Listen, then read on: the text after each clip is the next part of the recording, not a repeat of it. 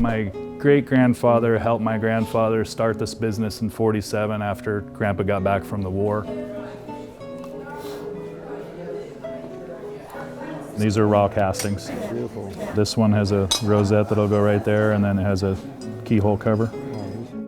What is that material? This is the original hand sculpt, and then made the mold from that. Okay, that's what I'm trying to get at. This is the unfinished final piece of metal. Gosh, it's beautiful.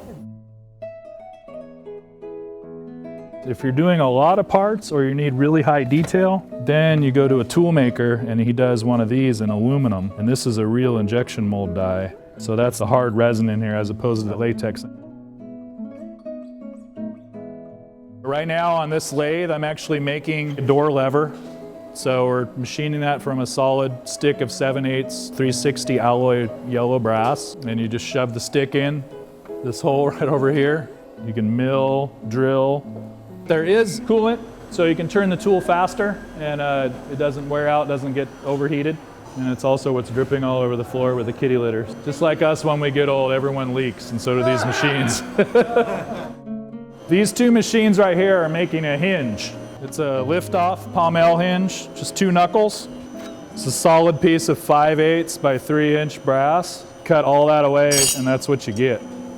So it'll take a drill down first, and then he has a reamer after the drill's done to get the fine tolerance. See the air getting pushed out of there? That's 1,000th tolerance, basically. Pretty crazy, huh? So that was the cycle time, so then it just stopped. So it's 5 minutes, 33 seconds for a part. And then it has that little teeny end on it. Pops out here, and come around and take a look inside. When we get the raw bar in stock, it's called half hard. That's the temper. So after you machine it, it work hardens it, so it kind of gets brittle. So I heat it up to about a cherry red. This is just air dried. So I'll go from here, let it cool, put these down when I'm doing it so everyone knows not to touch it. And this is all the programming that went into it and all the longhand and math that my guy had to do. So that's the printout the customer sent me, said, this is what I want the final part to be. And with different types of pins and such into this machine, I can set it up and bend the levers. Just by hand, you're just pulling this and it bends that brass around. But I'm not quite to the bend angle that I need to be. So I'll stick this drawing just flat on this table, and I'll lay this over the top, and I'll try to make sure that I get the angle correct. See this Sharpie? That's my stop line. It goes past a little bit, and then the brass will kind of relax. It'll go just back just a little bit. I have a slideshow that I'll go through really quick. I'll try to go through really quick. There's James Tice right there, my grandfather. I was pleasantly surprised to see this, and it looks like he's holding some kind of cane. It wasn't for walking, I think it was for beating employees.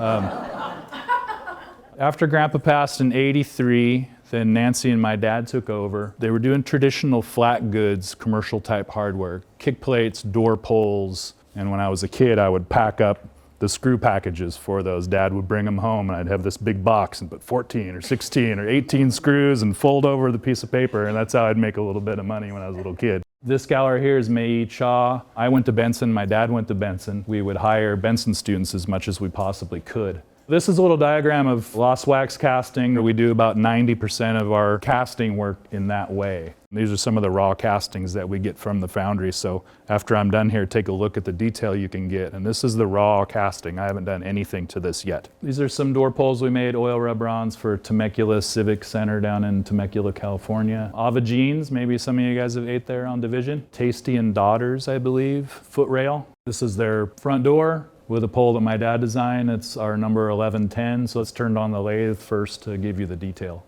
That's the weird thing when you're in this industry, you walk around and you look at every door. So it's a blessing and a curse. Raven and Rose in the Ladd Carriage House. Danner and Lacrosse Boots, so we've done their employee store. This is Nike, so I'm doing almost these same ones right now, just not in bright polished. We do tons of lock strikes here. I do a lot of them for Geldwin. I'll do from 50 to 100 a week. Customs House downtown. Jackson Towers. We got Margaret's Jewelers.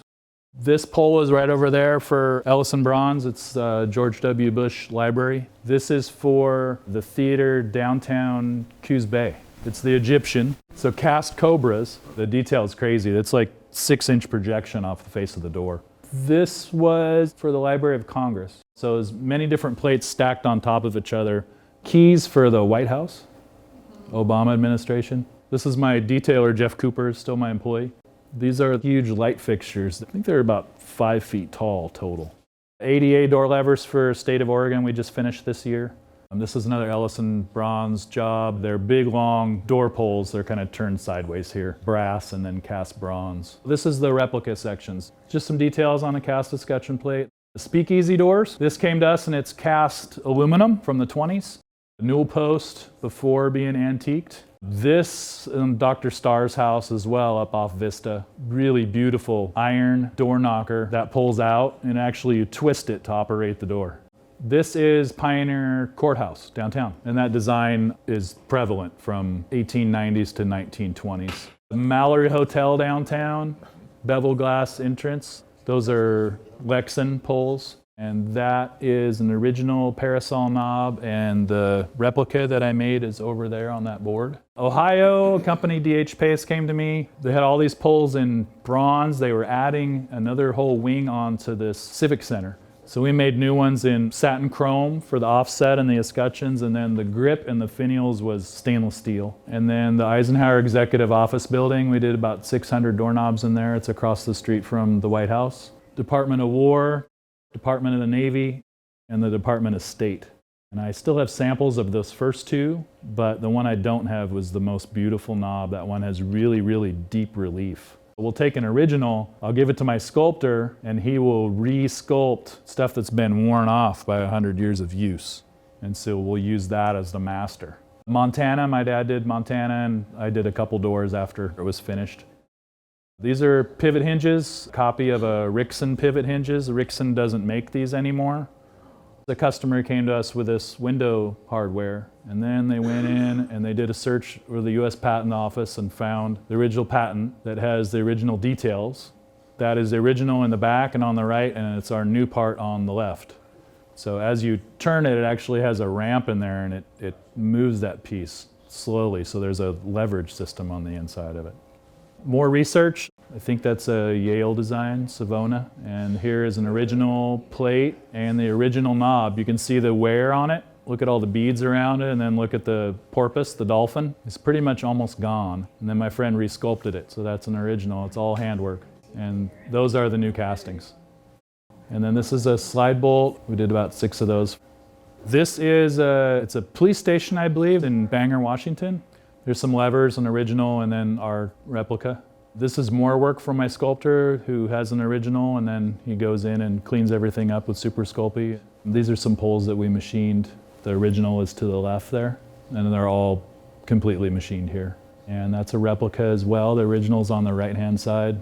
My customer calls it the North Wind. There's a guy's head down there at the bottom. He's got a big mustache. I guess if you flip it up on the right-hand side, you can kind of see it, and that's like his mouth, that big circle area.